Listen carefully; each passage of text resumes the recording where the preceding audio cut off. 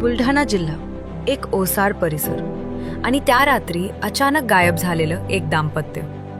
पदमसिंग दामू पाटील आणि त्यांची पत्नी नम्रता तेलंगणातून जळगावला लग्नाला निघाले होते.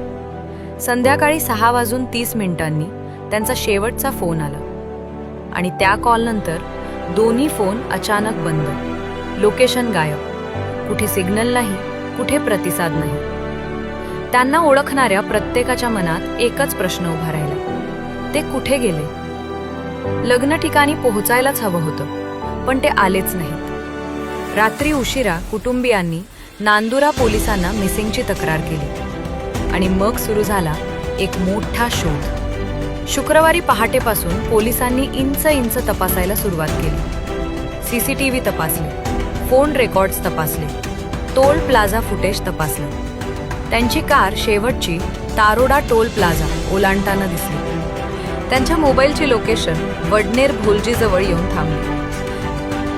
आणि मग शनिवारी सकाळी गावकऱ्यांनी एक धक्कादायक दृश्य पाहिलं. झुडपांनी झाकलेली, कोणीच न वापरणारी एक विहीर. विहिरीजवळ पोलिसांना दिसल्या अस्वाभाविक टायरच्या खुणा, ओढल्यासारख्या रेघा, माती खोलवर खोदलेली.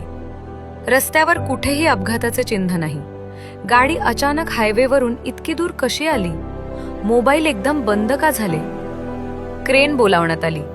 विहिरीच्या अंधारातून हळूहळू वर येऊ लागली ती पांढरी कार आणि आत दोघांचेही मृतदेह. SP निलेश तांबे म्हणाले, पहिल्या नजरेत ही घटना गाडीचा ताबा सुटल्यासारखी दिसते, पण खरे कारण पोस्टमॉर्टेम नंतरच कळेल. 2 दिवसांचा शोध, कुटुंबियांची काळजी, सोशल मीडियावर मोहीम आणि शेवटी असा शेवट.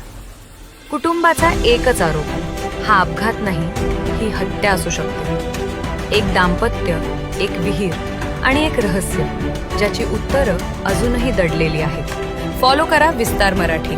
खरी बातमी, भावना आणि सत्य मराठी.